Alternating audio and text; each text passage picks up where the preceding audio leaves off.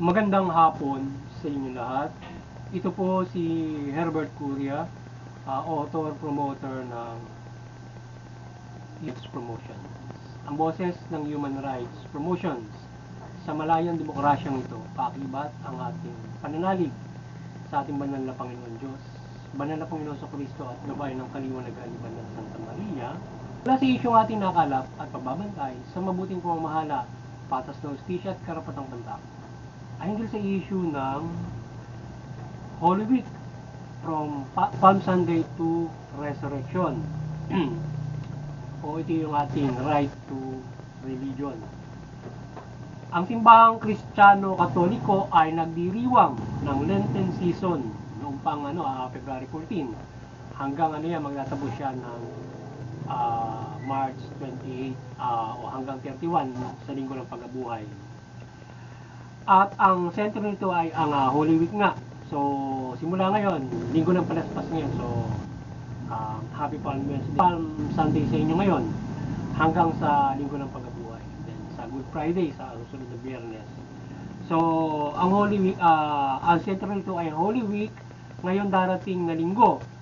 Ngayong linggo, from ngayon, March 24, Palm Sunday, to March 29, yun yung Good Friday, until March 31, linggo ng pagkabuhay. So, yun. So, itong susunod na linggo, yung buong linggo, Lunes Santo na bukas, Palm Sunday. Lunes Santo na bukas hanggang Good Friday, then linggo ng pagkabuhay. So, yun. So, diyan pinagdiriwang at ginugunita natin yung Holy Week o Semana Santa. Pero, nagsimula na yung Lenten season, February 14 pa as well, din nagsisimula yun. So, magtatapos yan after ng yung kabuuan ng Holy Week for the 1 week. Ang Biyernes Santo ang araw ng paggunita sa pagkakapako sa krus ng ating Panginoong Heso Kristo, o ito yung buong Holy Week na paggunita ay paggunita ng kanyang paghihirap hanggang ipako siya sa krus sa muling pagkabuhay sa ikandong araw. Dito sa Lenten season, Holy Week, ito yung panahon ng pagninila, yung pagsisi at pag-alala dun sa kaligtasan na pinagkaloob sa atin ng ating Panginoon sa Kristo at Panginoon Diyos.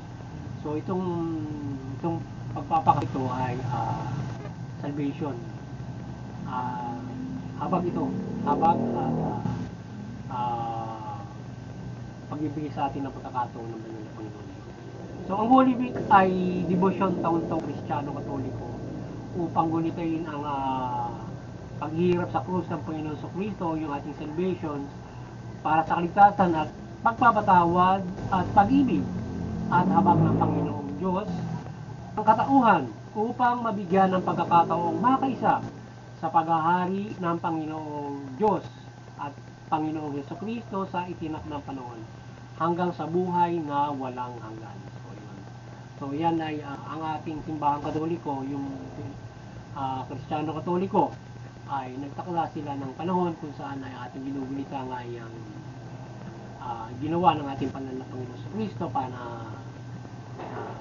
bibigay sa atin ng habag pag-ibig na ating Panginoon Diyos na tayo ay bigyan ng pagkakataon for that salvation sa pamamagitan ng kanya. Siyempre, sakripisyo sa pagkakapako sa krus na kung saan pinakita niya rito ang pag-conquer sa kamatayan at tayo ay sa pamamagitan nun yung kanyang dugo. Yun yung nagbibigay ng salvation. Kasi hindi ayaw ng Diyos yung wisik-wisik ng mga dugo ng mga baka. Yung dugo ng Panginoon sa Kristo ang inihandog sa Panginoon Diyos para tayo ay mapatawad. Kasi ang pagkakasala, lalo na mabigat, may kamatayan spiritual, hindi po pwede mapatawad lang ng katastasan. Yun ay kinakailangan ng pagpapatawad ng tayo, mayroong patungkol sa dugo at walang ibang kapatawaran sa kasalanan sa katastasan kundi yung ginawa ng Panginoong Hesus. Kaya kapag nagkasala, kinakailangan tayo ay binibigyan tayo ng pagkakataon ng makapagsisi through Christ. Ngayon kung hindi tayo magsisisi ay walang kapatawaran sa ating mga pagkakasala dahil nga sa pamagitan ng Panginoon sa Kristo kaya tayo napatawad. Hindi po pwede sa dugo ng baboy bibisik sa iyo o kaya dugo ng baka, kasi noong panahon noon kapag yung mga pari noon pagka nagkasala, winibisigan ng dugo, yung toda, yung tao. Ngayon hindi. Through Christ, mananalangin ka sa inyo sa pamamagitan ng Panginoon Kristo, papatawarin ka niya. Through Christ, palaging sa pamamagitan po ng Panginoon Kristo, patawarin niyo po kami sa aking pagkakasala. Ganun yung bitaw na dasal sa ating Panginoon Diyos. Hindi na ngayon naggagawa ng seremonyas yung ating simbahan, wiwisigan ka ng dugo para mapatawad ka sa pagkakasala mo, pag-arasal. Hindi na ngayon ang kwan ngayon, kinakailangan may yung sa sakramento, pagkatapos yun yung magsisisi ka ng pagkakasala mo through Christ. Pwede yun sa pare, pwede direkta sa Panginoon. So ang sangkatauhan o bawat isa ay binigyan pagkakataon ng Diyos na magsisi sa kasalanan sa pamamagitan ng Panginoong Jesucristo at tanggapin ang Panginoong Jesucristo bilang tagapagligtas at isinugo bilang bugtong na anak ng Diyos para sa ikapapatawad ng ating kasalanan at kaligtasan tungo sa buhay na walang hanggan at kaluwalhatian na ipinagkaloob sa atin ng Panginoon niya. Kaya natin nabanggit ang lahat ay ang sangkatauhan o ang bawat sa mga tao binigyan ng pagkakataon na magsisi at makapagbagong buhay. So yan yung habag na ibinigay sa atin ng banal na Panginoon. Simula doon sa simula, nung ang Panginoon sa Kristo ay mangaral na at doon na nagsisimula yung pagpapatawad sa sangkatauhan hanggang ngayon. So napakaraming panahon yung mula doon ang nangabubuhay panahon na yun ay mapapatawad sa pamamagitan ng pagpapatawad ng Panginoon sa Kristo at maaabot ng kanya aral. So yung mga yumaon na noon pa bago sa panahon ng henerasyon noon, yun ay huhusga sa iba't ibang mga panuntunan ng ating banal na Panginoon nung nabubuhay sila. So yung panahon ng Panginoon sa Kristo hanggang ngayon, tayo ay na-under noong na ngayon sa New Testament na kaloob sa atin ng banal na Panginoon na may kahabagan niya tayo. So asali na pinatatawad niya tayong lahat mula doon sa unang pagkakasala. Pero kinakaibawa, napatawad nga tayo doon sa buong pagkakasala mula kay Eva at Adan doon sa pagkakaloko sa atin ng demonyo. Pero mayroon tayong individual na ginagawa na nagkakasala na. So yun ay patawaran para tayo ay mapatawad ng ating banal. Kasi noong una panahon, pagka doon ka sa kautusan, doon ka huhusgahan. So ngayon ay hindi na doon sa kautusan ka huhusgahan, kundi doon sa pananampalataya mula Panginoon sa Kristo. Doon sa tayo ay sa binahagi o pinangaral na Panginoon sa Kristo, yung mabuting balita, doon tayo huhusgahan ng banal na Panginoon. So ngayon, ang Human Rights Promotions ay marami sumusuporta sa mabuhala, patas, hustisya at karapatang bandaw. As issue nito ng Holy Week o Semana Santa mula sa Linggo ng Palaspas hanggang Biyernes Santo at Linggo ng Pagkabuhay ay nakikisa tayo sa debosyon at pananampalatayang ito ng Kristiyano na ginugunita taon-taon at makikisa tayo sa paghihirap ng ating Panginoong Jesucristo sa kanyang isinagawang pagliligtas sa atin na magpasa ng krus at para sa ating kaligtasan. So tayo ay ang Human Rights Promotions ay nakikisa sa Kristiyano Katoliko sa kanilang karapatang ito. Bilang Kristiyano Katoliko ron, tayo ay nakikisa gulitain sa praktika ang ginagawa nating mga pagulita, pag-alaala at pagpapalaganap upang pakilala ang ginawa ng ating banal na Panginoon Diyos na kahabagan at pagmamahal sa atin na tayo ay bigyan ng pagkakataon sa pamamagitan ng sakripisyo ng ating banal na Panginoon sa Kristo na kanya pa namang bugtong na anak. So yan sa pamamagitan ng ganitong panahon ng Holy Week, dito natin pinatitingkad itong panahon na ito na paghihirap ng ating Panginoon sa Kristo. Bagamat siyempre ito ay dapat nating nasa sa puso araw-araw upang ito ay daladala natin na sa ating pamumuhay na tayo ay mamuhay ng matatag na hindi tayo dapat matinag sa pananampalataya sa Panginoon. At tayo ay yung sa mga hindi nakakakilala, tayo ay manampalataya. So kaya tayo ay sa pananampalatayang ito at ating paigtingin ito, ang ating pananampalataya sa buhay natin, kung ano man yung ginawa ng Panginoon sa Kristo na kanyang sakripisyo tayo ay sa bawat pamumuhay natin dito ay sabi nga ng Panginoon sa Kristo ay pasanin natin yung ating kanya-kanyang sarili at tayo ay mamuhay ayon sa kalooban ng banal ng Panginoon Diyos. So kaya ngayon kung tayo naman ay mananampalataya sa Panginoon sa Kristo, hindi niya tayo bibigyan ng mabigat na krus, magaan lang papabuti. Kung magawa sa pamumuhay nito, di ba napakabigat ng pamumuhay, hindi kanya pamumuhay ng sobrang bigat. So ibig sabihin, kung mananampalataya tayo na sa Panginoon Diyos, mamagitan niya, magaan ang magiging pamumuhay natin, makapumuhay tayo ng maayos. Kasi nga, napakaganda no, nahin ng Diyos na tayo ay mga pamuhay ng maayos. So yun man, syempre, hindi lahat na nananampalataya, mayroong hindi. So kaya merong nagkakamali, gumagawa ng mabuti. So yun yung naging paghihirap ng bawat isa. Kaya para tayo maging matatag yan, dahil naman mayroong hindi nananampalataya, mayroong gumagawa ng krimen, para tayo maadya dyan, para tayo protection ng Diyos, para tayo ay maging matatag, tayo mananampalataya sa pamamagitan ng Panginoon. So kung isabutin man natin ang sinasabi na halimbawa tayo man ay umabot sa punto na ang paghihirap natin sa buhay na ito ay makakagaya ng Panginoon sa Kristo, hindi natin itatuan. Tayo patuloy pa rin gagawa ng mabuti. Bagamat hindi naman tayo pababayaan ng ating Panginoon sa Kristo, dumanas pa rin ng mga ganong klase ng mga pagkakita. Kundi tayo ay bibigyan niya ng magaan na pamumuhay para tayo ay maligtas sa ating sa pamumuhay. Kagaya nga sa daral na paghukom, hindi pinabayaan ng Diyos na sobra tayong mapaghirap ng kasi nga maaaring walang maliligtas kasi sa hirap na mangyayari sa takdang panahon. So, ang Holy Week ay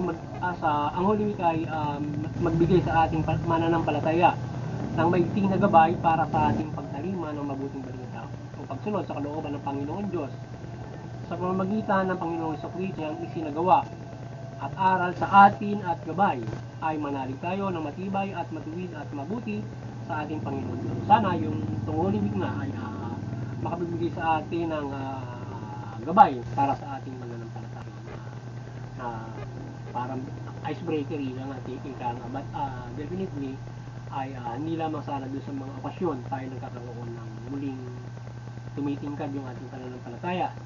Siyempre, every saya, dapat yan ay nagpapatingkad sa ating pananampalataya. Nakikisa tayo doon sa ating church, sa pagkakaisa ng lahat. So, hindi lamang yon sa pang-araw-araw nating pamumuhay, dapat dala-dala natin ang Panginoon sa Kristo at tayo palagi nagpapasalamat. So, sa ating bawat gawa, dapat ay kaakibat. So, hindi lamang tuwing mahal na araw at tuwing Pasko. So, dapat tayo gagawa ng mabuti or magsisisi. So kasi hindi dapat sa tuwing ganito mahal na araw lamang tayo magtitika o magsisisi. Dapat kapag ikaw ay nagkamali, biglang dapat laging mapapasaalala mo ang banal na Panginoon Diyos upang ikaw ay makapagsisi. Or else, dapat ay laging matingkad sa iyo Panginoon Diyos para naiiwasan mo ang magkasala ka at palagi mo ipanalangin na gabayan ka para hindi ka magkamali.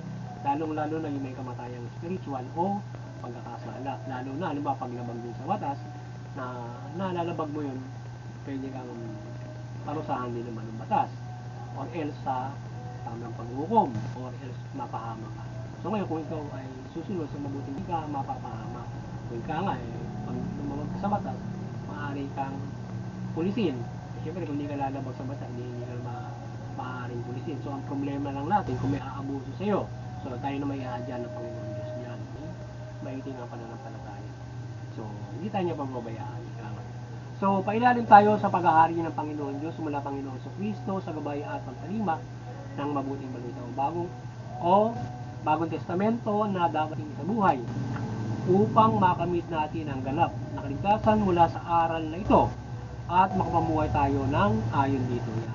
Kaya dapat tayo ay sa pamamagitan ng pagsunod o pananampalataya sa Diyos mula Panginoon sa Kristo at sa kanyang biyaya o mabuting balita, tayo ay nagpapailalim sa paghahari ng Panginoon sa Kristo. Panginoon Diyos mula Panginoon sa Kristo.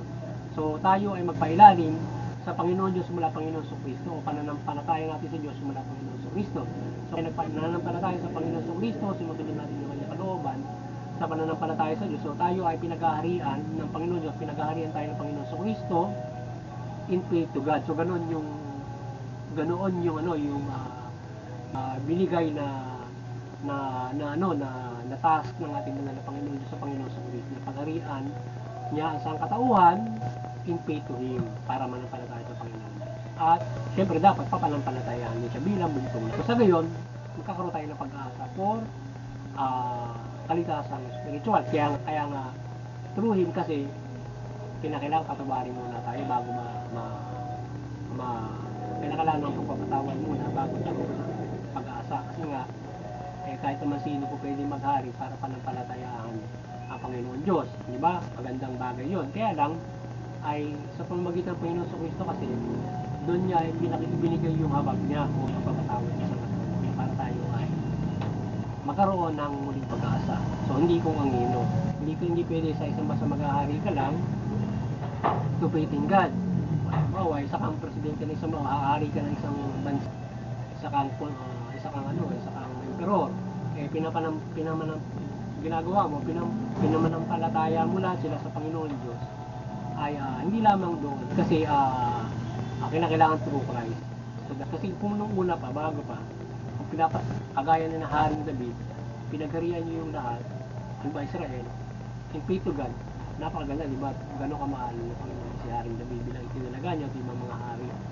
So ngayon, kailangan true Christ. So, yung bawat mag-ahari ngayon ng mga bansa ay pananampalatayain mo sila through Christ. Yun, mga ganun.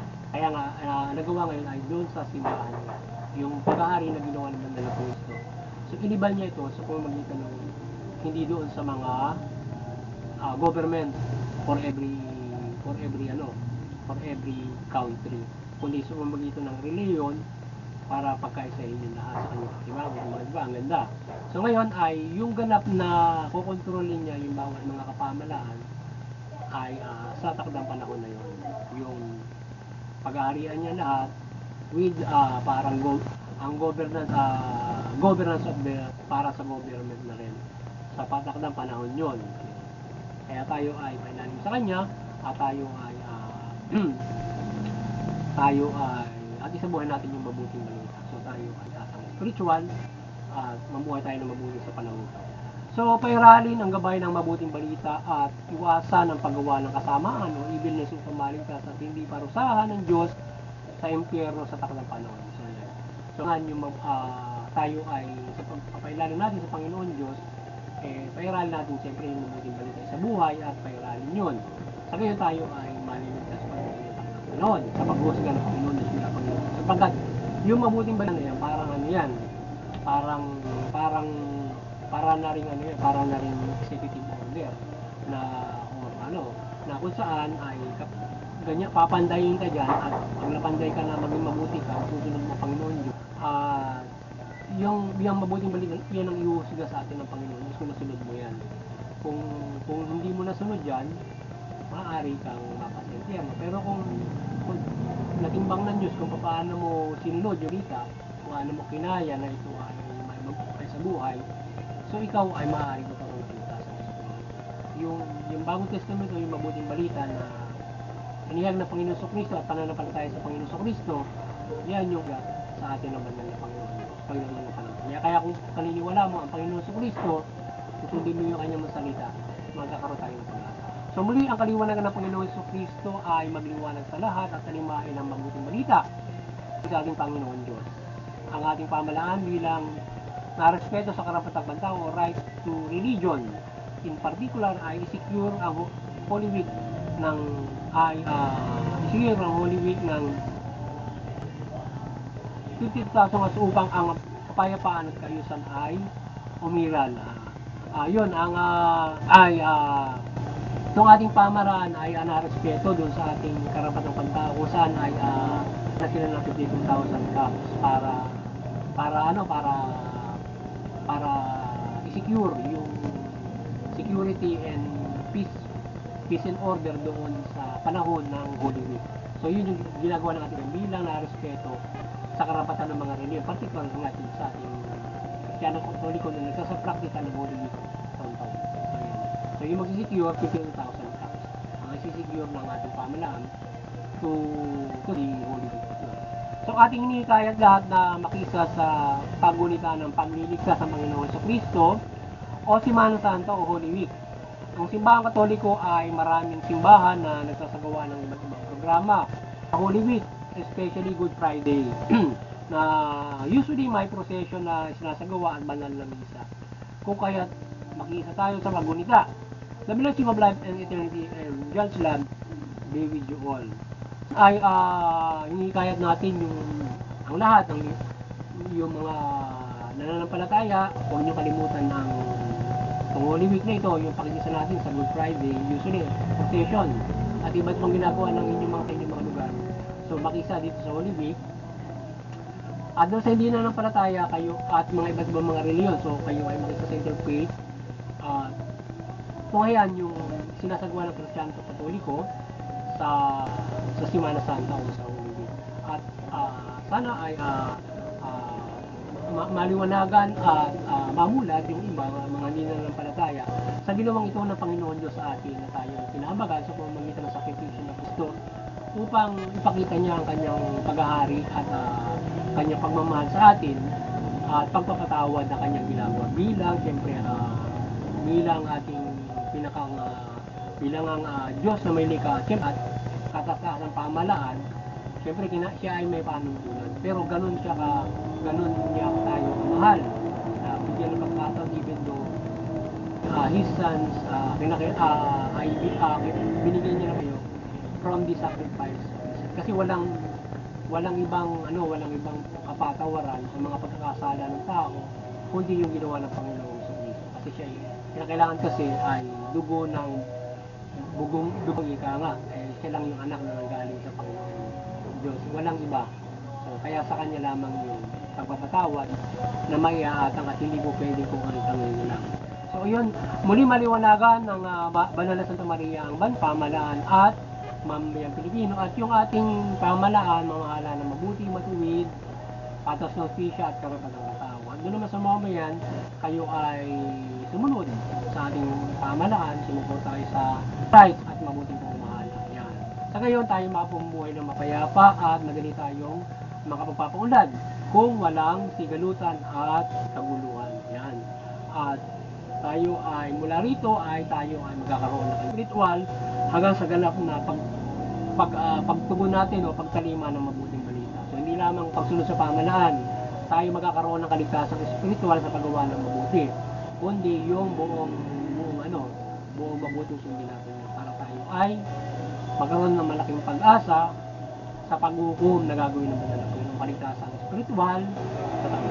So yun, muli, sana ay nakapagsabuhay naman ang Human Rights Promotion sa ligo ito hinggil sa karapatang mga tao mula dito sa issue ito ng right to religion o yung pagpapractice ng Kristiyano Katoliko ng Semana Santa o Holy Week. So yun, magandang hapon sa inyo lahat. Happy Palm Sunday and Happy Holy Week.